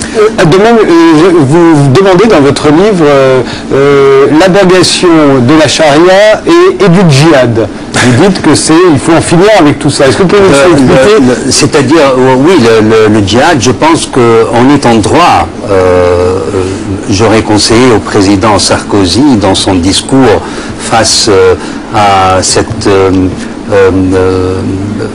assemblée consultative non élue, désignée, et qui essaie de, justement, à partir d'une notion coranique, la notion de shura, de consultation, pour dire nous avons nous aussi notre démocratie, alors que la démocratie est un phénomène moderne et très très simple, qui est fondé avant tout sur le vote. Et le vote du plus intelligent comme du pire imbécile est le même. Et c'est ça qui est le plus important dans la démocratie, ce pacte, ce contrat social construit sur l'élection. Donc cette idée de vouloir... La démocratie, c'est important quand même. C'est majeur. De croire donc qu'on peut remplacer la démocratie par cette notion coranique et parler devant cette notion, une des choses, me semble-t-il, qui me paraît essentielle et majeure, c'est que le djihad qui n'est pas tout à fait dans le Coran, mais il y a une lecture consensuelle, comme on dit, qui le dégage du texte coranique. Et là, nous avons amené d'ailleurs un des enjeux, et j'essaie de le faire dans mon livre pour un certain nombre de considérations, la loi du talion, par exemple, la question de la succession. Lorsqu'on lit d'une manière totalement objective le texte coranique, on peut trouver en lui d'extraordinaires potentialités qui peuvent constituer des prémices légitimant le travail d'infidélité, de trahison, de rupture de coupure, de douleur justement de la scission qu'exige justement la modernité. Il y a possibilité de trouver des lectures en ce sens-là. Et donc, nous avons le devoir, me semble-t-il, de dire à tout État qui inscrit dans sa constitution l'islam comme religion officielle, de déclarer officiellement qu'il estime que le djihad est nul et non avenu désormais parce qu'il est en contradiction, fût-il le djihad défensif. Et la charia, c'est incompatible aussi la charia, moi, c'est mon regard d'intellectuel critique, c'est incontestable. Le droit doit se faire totalement ailleurs, comme il s'est fait dans certains pays islamiques, et non pas dans cette confusion des sources qui crée des constructions juridiques totalement bancales, comme c'est le cas par exemple en Égypte, justement, où il y a eu retour pour déclarer la charia comme source principale du droit, alors que les sources du droit égyptien sont profusément inspirées du droit positif. Tariq Ramadan, sur le djihad et la charia? Oui, alors sur deux choses. D'abord, je crois qu'il faut qu'on se mette d'accord sur des définitions, parce que là, on a l'air d'aller directement. La charia, c'est les lois. C'est un peu de ma faute. C'est moi qui vous ai posé la question. Mais la charia, ça peut être compris, et c'est compris par beaucoup de savants, comme la voie. Donc, c'est un processus qui nous donne, par exemple, c'est comme ça que je le comprends et je le défends, des principes éthiques, c'est-à-dire des objectifs auxquels il faut parvenir de justice. Ah, ça, je suis pas d'accord du tout. Hein. La charia, c'est la loi divine. C'est un droit construit à partir de sources scripturaires. C'est pour ça que je vous voilà, vous voyez le problème, c'est que est-ce que je peux dire moi je me souviens Tariq Ramadan, on a là non mais c'est important là. Alors allez-y, dites-moi ce qu'on a là. Vraiment je veux dire l'infranchissable qu'il y a entre vous et moi. Ça me paraît essentiel et important. Alors allez-y. Vous essayez à tout prix de ruser pour trouver des voies je veux dire, des voies pour sauver l'insolvable islamique. Il y a de l'insolvable islamique, il faut le savoir. Et si on est champ de modernité, si nous décidons de vivre selon les normes européennes, forcément nous ne pouvons vivre, que nous soyons croyants ou non, dans le rapport avec l'islam, que avec ce qui reste de l'islam, une fois débarrassé de son insolvable. Écoutez, et de son irrécupérable. Écoutez, ce que vous dites est très grave, intellectuellement très grave, parce que vous êtes en train de laisser entendre comment précision dans la définition des termes tient de la ruse. La charia n'a rien à voir avec l'éthique, qu'est-ce que vous me racontez? C'est du droit, c'est juridique, l'éthique est une autre problématique. Écoutez, je crois que vous n'avez pas étudié le sujet, vous venez d'un univers de littérature, vous l'avez dit, il faut étudier le sujet avant de dire ce que sont les termes. Parce que tout à l'heure, vous avez dit que le haqq, c'était Dieu, alors que c'est la vérité, et maintenant la charia, c'est le un des noms de Dieu, et on peut faire... C'est pas Dieu, d'accord? On peut faire c'est évident, ce chemin de traverse. Non, sémantiquement, on peut pas. On peut pas dire la vérité, ça veut dire Dieu, d'accord? Ça veut pas, c'est pas la même chose. La vérité, c'est un mot, et le Dieu, c'est un autre mot. On peut pas dire l'un et l'autre, sauf dans un esprit qui confondrait tout. Vous m'avez attribué un tel privilège que j'ai essayé de trouver une base historique là-dessus. Terminé sur la charia. À Dieu, tout est permis. Donc, deuxième élément, sur la question de charia, l'étymologie du terme veut dire le chemin qui mène à la source. C'est le Hindi, 16e siècle, développe ceci. Celui que vous citez, mais vous citez juste le livre, et on voit bien que là, il y a un manquement à la lecture de son texte, et Shatibi, qui est mon maître en matière de droit et de fondement du droit, qui a écrit le Muwafaqa, c'est-à-dire ce qui est les accords, développe effectivement maqasid de sharia, c'est-à-dire les principes, les objectifs de la sharia, et il développe des principes qui sont liés, à des principes fondamentaux de défense de la personne, de l'intelligence, de la religion, et formule avec ceci ce qu'on appelle l'éthique musulmane. Vous pouvez ne pas être d'accord, mais ça c'est du savoir, c'est de la science, c'est une histoire légale qui est riche et qu'on ne peut pas, comme ceci, d'un trait de plume, dire « Ah ben non, ma définition disqualifie tout ça ». Ça ne peut pas être. Donc, l'éthique est majeure, par exemple. Est-ce que je peux finir? Je vous ai toujours écouté dans les horizons éthiques, mais là je viens de répondre. Interne au texte coranique. Écoutez, je viens de répondre à votre question qui laissait entendre que ma définition de la charia était de la ruse et de la malhonnêteté intellectuelle. Je vous réponds en vous disant, c'est basé sur de l'étude, une tradition classique qui a plus de 14 siècles. D'accord? Donc ce n'est pas de la malhonnêteté, c'est de la précision. la précision a peut-être le flou que vous apportez. Laissez-le terminer sur la charia.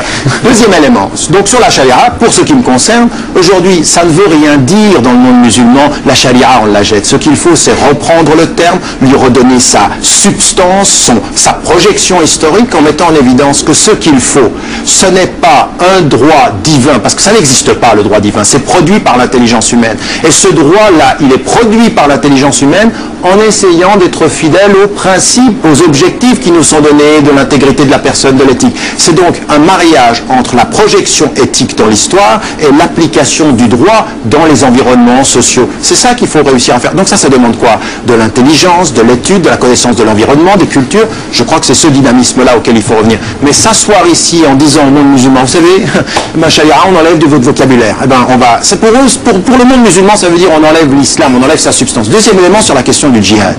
Moi, quand j'ai lu ça, j'étais sidéré. Je dis, mais attendez, ça va ici, ça va en France, ça va à Paris, de dire des choses pareilles, mais personne ne va vous écouter, mais pas loin de la France, vous avez vraiment une vision d'un islam sociologique assez étonnant. Vous parlez au nom de l'islam comme ça, cette masse de musulmans. Non, mais attends, celui qui dit l'islam est malade, c'est pas moi. Moi, je dis les musulmans ont des problèmes, c'est vous qui dites que l'islam est malade. C'est quand même vous qui êtes massif comme ça. Ils sont à partir d'un site qui est le site de l'intellectuel critique. D'accord. L'intellectuel critique, il va vous répondre, il va essayer de l'être critique. Sur la question du djihad. La question du djihad, je veux dire, aujourd'hui, dans l'univers musulman, faire disparaître la notion de djihad, comme vous le dites, c'est enlever le sens même de ce que c'est que et le processus spirituel, et le processus intellectuel, et le processus social. Vous enlevez le cœur même. Pourquoi?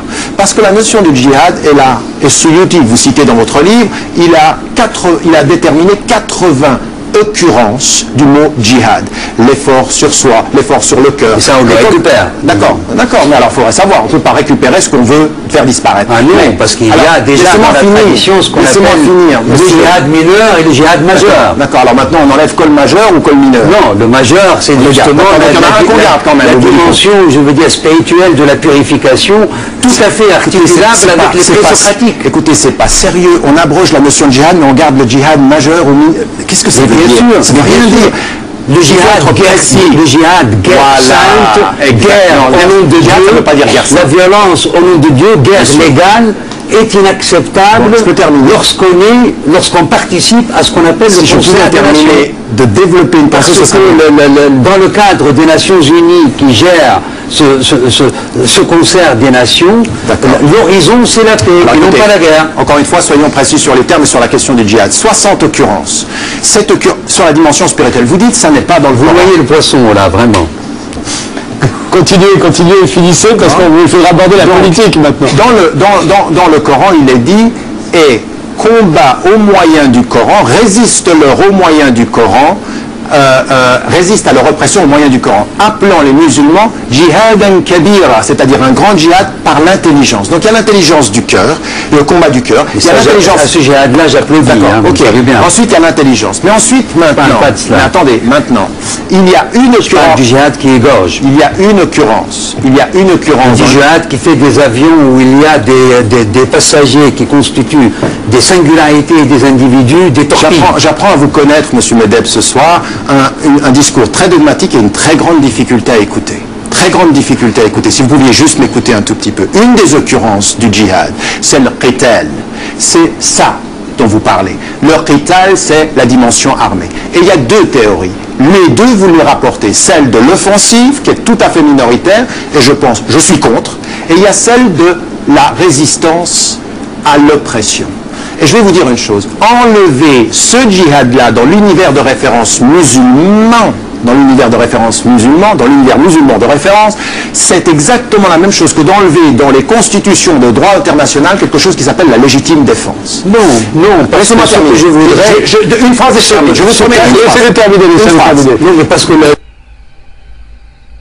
à partir d'un site qui est le site de l'intellectuel critique. D'accord. Sachez-le. L'intellectuel critique, il va vous répondre, il va essayer de l'être critique, sur la question du djihad. La question du djihad, je veux dire, aujourd'hui, dans l'univers musulman, faire disparaître la notion de djihad, comme vous le dites, c'est enlever le sens même de ce que c'est que et le processus spirituel, et le processus intellectuel, et le processus social. Vous enlevez le cœur même. Pourquoi? Parce que la notion du djihad est là. Et Suyuti, vous citez dans votre livre, il a déterminé 80 occurrences du mot djihad. L'effort sur soi, l'effort sur le cœur. Et ça, on le récupère. D'accord, mais alors il faudrait savoir, on ne peut pas récupérer ce qu'on veut faire disparaître. Ah non, parce qu'il y a déjà dans la tradition ce qu'on appelle le djihad mineur et le djihad majeur. D'accord, alors maintenant on enlève col majeur ou col mineur? Non, le majeur, c'est justement la dimension, je veux dire, spirituelle de la purification, tout à fait articulable avec les présocratiques. Écoutez, c'est pas sérieux, on abroge la notion de djihad, mais on garde le djihad majeur ou mineur. Qu'est-ce que ça veut dire? Bien sûr, ça veut rien dire. Le djihad, guerre sainte, guerre au nom de Dieu, ça veut pas dire guerre sainte. La violence au nom de Dieu, guerre légale, est inacceptable lorsqu'on participe à ce qu'on appelle le concert des nations. De développer une pensée, parce que dans le cadre des Nations Unies qui gèrent ce concert des nations, l'horizon c'est la paix et non pas la guerre. Encore une fois, soyons précis sur les termes et sur la question du djihad. 60 occurrences. Sur la dimension spirituelle. Vous dites ça n'est pas dans le Coran. Vous voyez le poisson là, vraiment. Continuez, finissez, parce qu'il faudra aborder la politique maintenant. Dans le Coran, il est dit « Et combat au moyen du Coran, résiste-leur au moyen du Coran, résiste à leur oppression au moyen du Coran, appelant les musulmans jihadan kabira, c'est-à-dire un grand djihad par l'intelligence. » Donc il y a l'intelligence du cœur, le combat du cœur. Il y a l'intelligence. À ce djihad-là, j'applaudis. D'accord, hein, ok. Ensuite, il y a l'intelligence. Mais ensuite, maintenant. Mais attendez, maintenant, il y a une occurrence. Du djihad qui égorge. Il y a une occurrence. Il y a une occurrence. Du djihad qui fait des avions où il y a des passagers qui constituent des singularités et des individus, des torpilles. J'apprends à vous connaître, Monsieur Medeb, ce soir. Un discours très dogmatique et une très grande difficulté à écouter. Très grande difficulté à écouter. Si vous pouviez juste m'écouter un tout petit peu. Une des occurrences du djihad, c'est le qital. C'est ça dont vous parlez. Le qital, c'est la dimension armée. Et il y a deux théories. Les deux, vous les rapportez. Celle de l'offensive, qui est tout à fait minoritaire, et je suis contre. Et il y a celle de la résistance à l'oppression. Et je vais vous dire une chose, enlever ce djihad-là dans l'univers de référence musulman, dans l'univers musulman de référence, c'est exactement la même chose que d'enlever dans les constitutions de droit international quelque chose qui s'appelle la légitime défense. Non, laissez-moi terminer. Je voudrais... une phrase et je termine. Je vous promets une phrase. Laissez-le terminer. Non, mais parce que là-dessus, je veux dire, il y a un enjeu majeur. Nous avons à faire passer les pays d'islam à une notion de défense qui soit en lien avec la nation, peut-être, mais la question, mais pas avec la religion, pas construite au nom de Dieu. Non, mais attendez. Nous vivons une époque où il y a une immense mutation de l'intellect. Je ne sais pas si vous êtes au courant. Et continuer à mener une violence, une guerre au nom de Dieu, ça n'existe pas. La théorie chrétienne. Vous me dites que les musulmans ne m'écoutent pas, ne m'entendent pas. Vous avez votre musulman sociologique, massif, comme ça. Mais c'est très important d'avancer certaines idées, fussent-elles archi-minoritaires au commencement de leur avancée. Non, mais il faut qu'elles aient une cohérence. Et faire en sorte que... Encore faudrait-il qu'elles aient une cohérence, ces idées. Mais bien sûr, la notion de défense, pourquoi la lier avec la religion et avec Dieu? Non, simplement une chose. Il est, d'un point de vue religieux... Mais attendez, mais tout c'est le péché terriblement payé par l'Algérie, par exemple. Hein.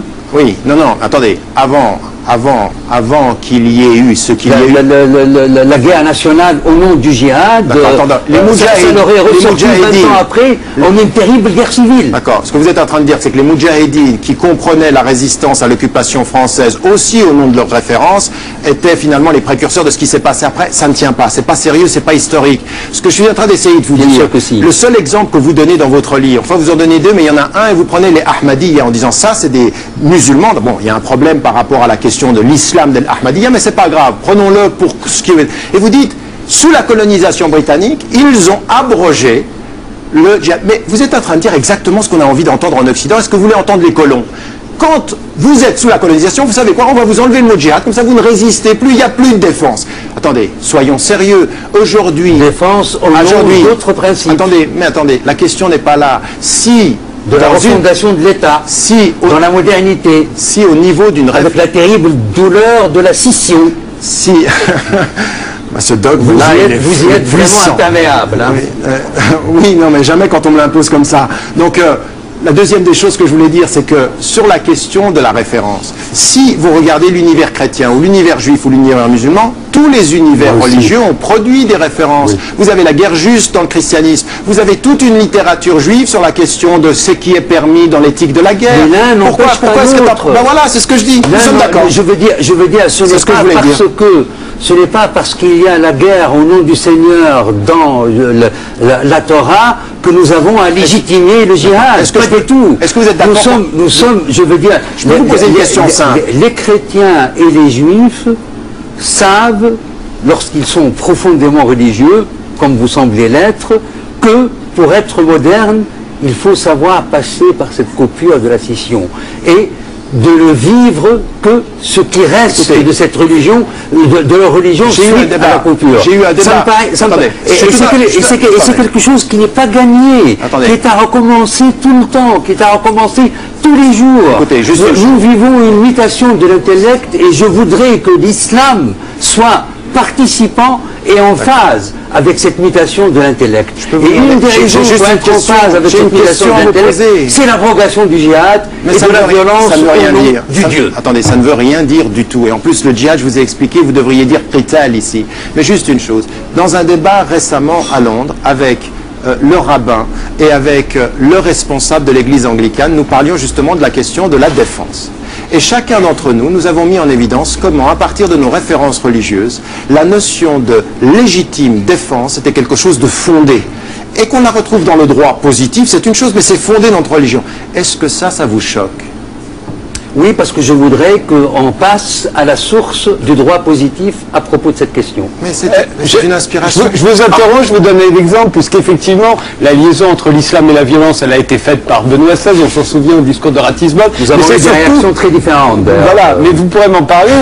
On sait bien que l'islam aujourd'hui est présent, en tout cas les musulmans sont présents dans un certain nombre de conflits, que ce soit au Darfour, évidemment au Proche-Orient, en Tchétchénie, mais aussi au Maghreb. Il y a des attentats qui sont commis au Maghreb aujourd'hui par ce qu'on appelle des islamistes. Je vous propose, alors il y en a eu beaucoup, il y en a eu d'ailleurs un en Algérie aujourd'hui. Celui que je voulais vous montrer, c'est les images viennent d'ailleurs de la télévision marocaine. Ça date de 2007, si je me souviens bien, mais je me trompe peut-être. Si, c'est ça, mars 2007, à Casablanca. Regardez, et ce qui est dit ensuite des auteurs de cet attentat. Dans ce cybercafé, hier soir, 4 personnes ont été blessées. Le seul mort portait une bombe à la ceinture. Âgé de 23 ans, il était connu des policiers marocains. Il vivait dans le quartier de Sidi Moumen, d'où étaient justement originaires la plupart des kamikazes du 16 mai 2003. Des bidonvilles pestilentiels, sans égouts et souvent sans eau courante, dont la plupart des habitants n'existent même pas pour l'état civil marocain. Une véritable poudrière. Dans ces quartiers oubliés de tous, l'intégrisme musulman fait sa loi. Des tribunaux improvisés ont déjà décidé de lapider un voisin alcoolique ou de punir les mauvais croyants. C'est un phénomène idéologique. Et ce phénomène idéologique se ressource à une certaine vision de l'islam, passéiste, rétrograde, conservatrice. Là, est-ce qu'il s'agit d'une défense contre la dictature? Est-ce qu'il s'agit d'une défense contre un modèle qui serait refusé? Est-ce que c'est une défense contre la misère, contre la pauvreté? Est-ce que c'est islamique? Tariq Ramadan, Abdelwahab Medem? Non, je pense que là, ce à quoi nous assistons, c'est effectivement un discours qui se fonde sur une référence religieuse et qui est un discours de violence extrémiste. Et là, de ce point de vue-là, la condamnation sur le plan religieux doit être extrêmement claire et sans discussion. Ça ne nous empêche pas d'aller plus loin dans la réflexion. Et ce que j'ai dit tout de suite après les événements du 11 septembre et que j'ai répété partout, expliquer un phénomène, ça n'est pas le justifier. C'est-à-dire que c'est différent de justifier quelque chose qui se passe en disant ben, ils ont raison de le faire, de dire attendez, j'essaie de comprendre pourquoi ça se passe. Et c'était ma réponse à George Bush quand il disait vous êtes avec ou contre nous, en disant non, c'est pas aussi simple que ça. On peut être contre les deux, en gros. Et donc on doit, et il est nécessaire de condamner ça, de condamner ce qui peut se faire aujourd'hui, et de dire ce dont nous avons besoin. C'est pour ça que je vous disais tout à l'heure, qu'il y a de la confusion dans votre approche générale, parce qu'on ne sait plus de quoi on parle, si on parle du politique, ou si on parle du religieux, ou si on parle uniquement d'une espèce de rapport tout serait religieux en fait et tout viendrait de l'islam. Le prolongement de la réflexion, c'est une réflexion qui doit se faire sur le plan de la question politique, c'est-à-dire il faut aujourd'hui dans les sociétés majoritairement musulmanes des vrais processus de démocratisation, des vrais processus d'ouverture politique pour mettre aujourd'hui à mal toute velléité ou toute cette espèce de réaction violente. Encore une fois, je veux dire, historiquement, on ne doit pas ne pas tenir compte de réalités historiques qui ont aussi produit de la violence, qui ont produit de l'extrémisme. Vous parliez de l'Égypte tout à l'heure, mais il faut dire ce qui s'est passé en Égypte avec la répression nassérienne. On parlait de l'Égypte, il faut dire, de l'Algérie, il faut dire ce qui s'est passé en Algérie. Donc ceci, il faut aussi en faire le compte, il faut faire le compte. Et pourquoi c'est attractif? Pourquoi les discours des plus radicaux, par exemple, de ceux qui étaient à Londres, ils sont attractifs? Parce qu'ils disent des choses politiquement qu'on doit contester, qui sont fausses, mais qui ont une logique. Ils disent, attendez, qui est-ce qui soutient aujourd'hui le gouvernement égyptien? Ils disent, nous avons tué Sadat. Et après Sadat, on a eu pire que lui. Soutenu par qui? Par les États-Unis. Bah, ce qu'on va faire, c'est qu'on va atteindre les États-Unis pour que la politique en Égypte change. Donc ils voient global.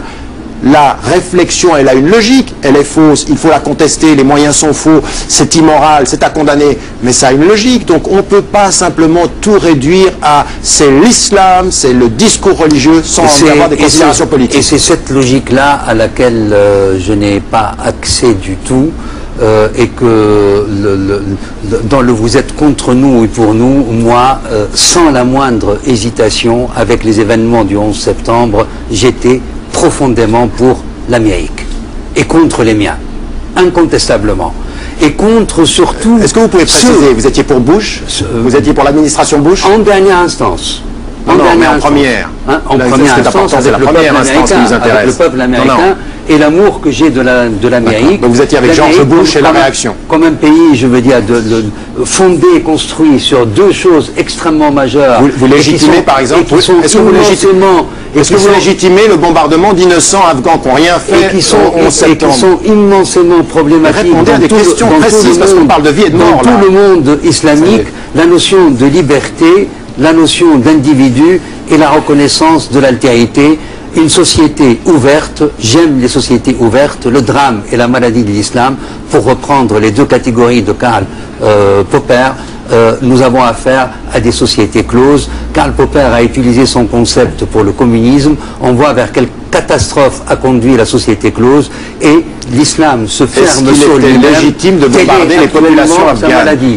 Écoutez, est-ce qu'il était répondez à ça? C'est très important. Vous voulez que je vous réponde? Oui. Très clairement, pour moi, c'est collatéral. Ah, les innocents qui sont morts en Afghanistan sont des victimes collatérales. Eh ben, c'est collatéral parce qu'il faut faire ce rationalisme-là, c'est cette démocratie-là. Vous faites très peur. La peau des talibans. Mais ça n'a rien à voir. Mais bien sûr, c'est une guerre contre les talibans.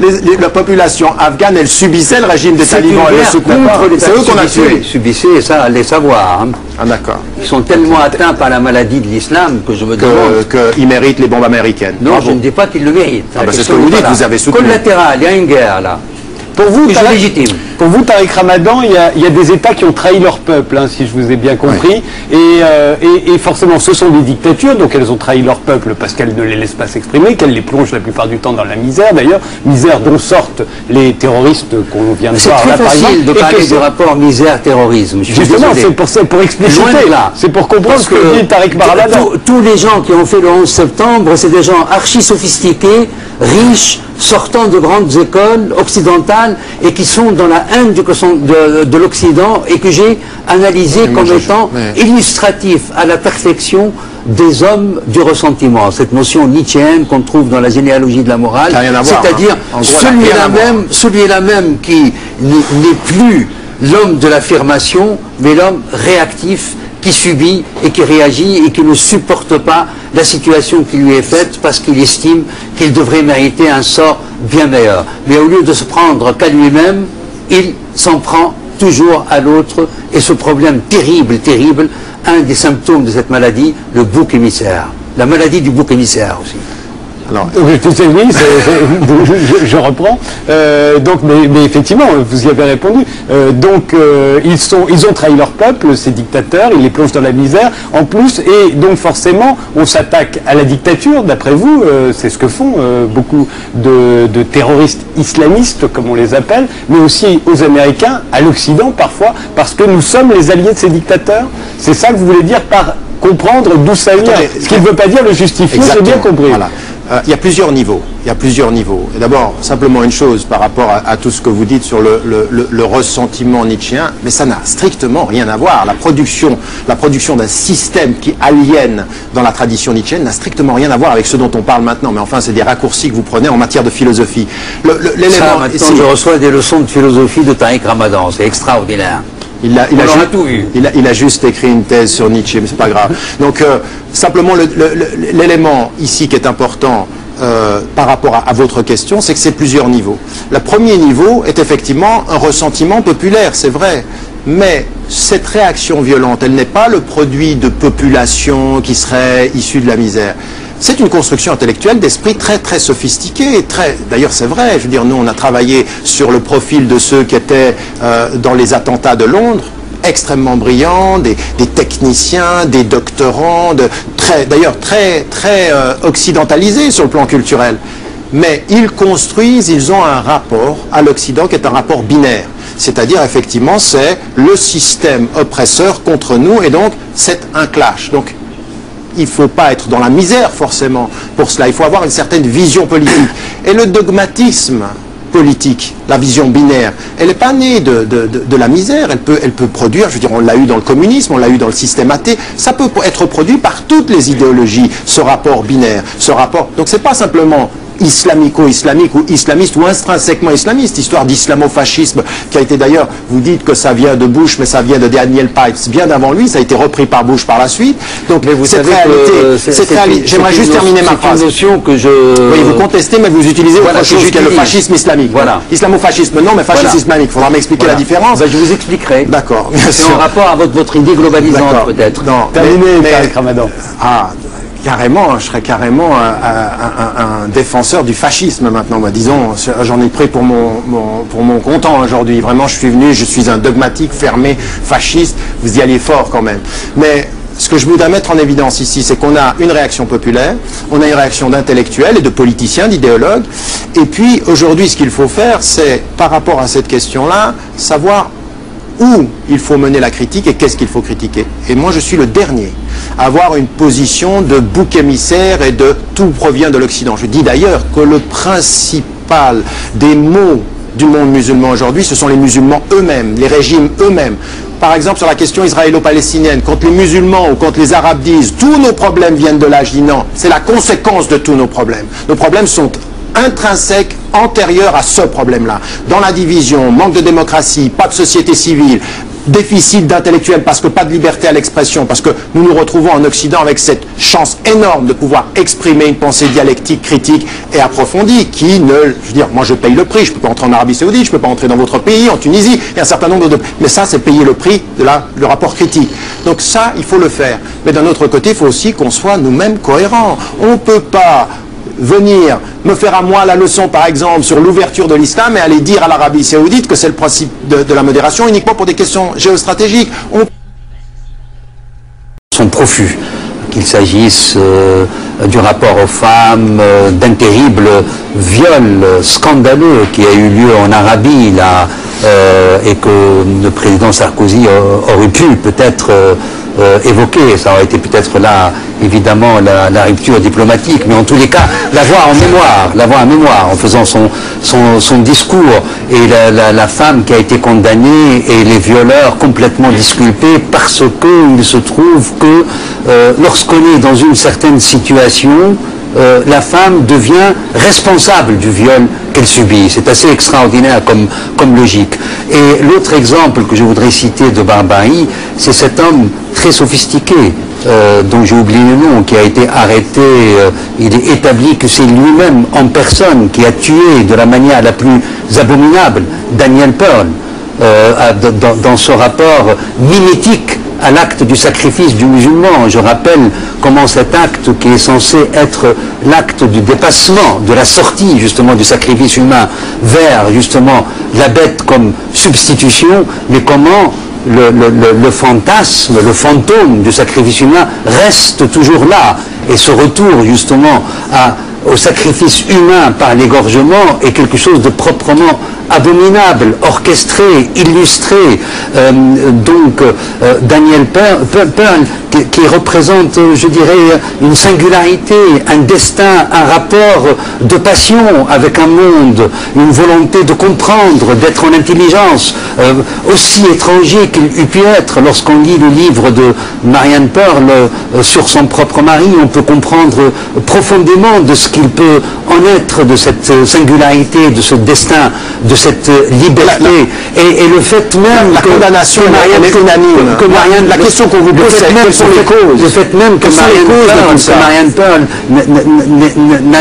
ne connaisse pas la haine, tout cela est très important. Le livre de Marianne Pearl est traduit dans 60 ou 70 langues dans le monde et il n'est pas traduit en langue arabe. Voilà un des signes immensément problématiques de cette maladie que je dénonce. Vous êtes d'accord sur ça, sur le fait qu'il ne soit pas traduit en langue arabe et que ce soit regrettable? C'est non seulement regrettable que je l'ai écouté, cette femme, que je l'ai trouvée d'une dignité exemplaire, d'une distance et en refusant certains rapports qui avaient été faits sur son mari, les livres qu'on a connus et dont on a tellement parlé ici en France, une dignité qui provient d'ailleurs, elle le dit d'ailleurs elle-même, de tout son enseignement bouddhiste, et quelque chose qui est, vous voyez, comme quoi parfois les spiritualités et les religions peuvent avoir quelque chose de bien. Mais évidemment, ce sont des ouvrages qui devraient être traduits. Le problème qu'on a dans le monde arabe et musulman aujourd'hui, c'est une désertification de tout ce qui est la littérature, de tout ce qui est le rapport à la lecture, de tout ce qui est le rapport au livre. Mais c'est une évidence aussi, il faut là de profondes réformes. Mais je veux dire, c'est global le problème, il n'est pas simplement, c'est pas l'islam qui fait que les gens lisent moins. Il y a des vrais problèmes sociaux, il y a des vrais problèmes d'investissement dans l'éducation. C'est ça aussi, et là on est dans le politique. Et c'est pour ça que je vous posais la question, quand vous parlez de ceci, de ma condamnation. Vous savez, vous avez parlé de ce viol en Arabie Saoudite. J'ai écrit et dénoncé ceci de façon extrêmement claire, comme je dénonçais ce qui se passait au Soudan avec l'enseignante britannique. Tout ça, il faut le dénoncer. Mais la question, une fois qu'on a dénoncé, c'est pas simplement de dire c'est l'islam et la maladie de l'islam. Les causes et les remèdes ne peuvent pas être simplement, comme vous le proposez dans votre livre, c'est en réformant l'islam qu'on va résoudre le problème de l'éducation dans les sociétés musulmanes, ou le problème de la justice, ou le problème du rapport au Nord. Ça n'est pas possible. Ça n'est pas possible aujourd'hui de traiter les gens comme on les traite en Afrique du Nord, et quand ils viennent chercher du travail en Europe, on les traite de cette façon-là. Et il y a deux responsables, encore une fois. Il y a les États européens dans leur politique d'immigration, et il y a les États d'Afrique du Sud qui ne font rien. D'Afrique du Nord, pardon. Et d'Afrique du Sud aussi, soit dit en passant, mais d'Afrique du Nord, qui ne font rien pour ces populations-là. Donc cette critique, il faut qu'elle soit double. Vous avez une critique unilatérale, on a l'impression que vous voulez plaire à une population qui est au Nord et qui vous écoute en disant « Ah ben voilà ». Il dit ce qu'on pensait. Vous n'êtes pas dans le dialogue, monsieur Medeb, vous êtes dans ce que j'appelle le monologue interactif. Vous parlez la langue de ceux avec lesquels vous êtes. Je parle la langue de ce qui m'a formé et je tiens compte de ma double référence très clairement. Je ne cède rien. Je pense que tous ceux qui me lisent le savent, mais vous avez cédé ce soir. Dans la rupture de l'homme moderne, qui opte radicalement pour la modernité. Je vous en veux pour une chose, monsieur Medeb. Et qui dit modernité, dit être occidentalisé. Monsieur Medeb, je vous en veux pour une chose très profondément ce soir. Que vous ayez pu, ici, sur ce plateau, et devant moi, au nom de tout ce que je sais de ce qui se passe aujourd'hui dans le monde musulman. Parce qu'au moment où on parlait de Abu Ghraib, de moment où on parlait de Guantanamo, je disais aux musulmans, n'oubliez jamais dans la critique que vous faites de ce qui est la torture, de l'acceptation de 53% du peuple américain de ce que c'est la torture de Guantanamo, n'oubliez jamais ce qui est en train de se passer dans les prisons des pays arabes, en Arabie Saoudite, en Tunisie, en Algérie. Et je vous en veux profondément. Je vous en veux jusqu'à quelque chose qui a à voir avec la révolte intime, de pouvoir dire ce soir qu'au nom de la laïcité, on peut accepter qu'un État ne soit pas démocratique et qu'il soit comme aujourd'hui la Tunisie. Je n'ai pas dit cela, là vous m'attribuez... Vous l'avez dit, vous avez une parole que... Alors dénoncez-le, alors rectifiez et dénoncez-le. Je n'ai rien à rectifier, mais j'estime que dans le cadre des sociétés islamiques, l'acquis laïque est quelque chose d'immensément précieux et de majeur et qui est en rapport avec la maladie de l'islam. Franchement, s'il y a quelqu'un qui russe, c'est pas moi. Je vous remercie tous les deux d'avoir participé à ce débat. Je présente tout de suite mes excuses à Christophe Bourseiller et à Jean Rouzeau, que j'avais invité à venir discuter de la révolution de la New Wave. Je présente aussi mes excuses à tous ceux qui attendaient ce moment. Ce débat était tellement intéressant qu'on n'a pas voulu l'interrompre. Évidemment, Jean Rouzeau et Christophe Bourseiller, qui sont pas loin derrière moi, vont être invités de nouveau et très très vite. Merci d'avoir suivi cette émission jusqu'au bout. On se retrouve demain et on se quitte avec Eliane Elias, célèbre pianiste et chanteuse, qui va nous interpréter Waltz, la Waltz for Debbie, excusez-moi d'avoir bafouillé, la valse pour Debbie, un titre fort célèbre pourtant de Bill Evans. Eliane Elias est avec Mark Johnson à la contrebasse, qui est également son mari, et Adam Nussbaum à la batterie. C'est à vous, bien sûr.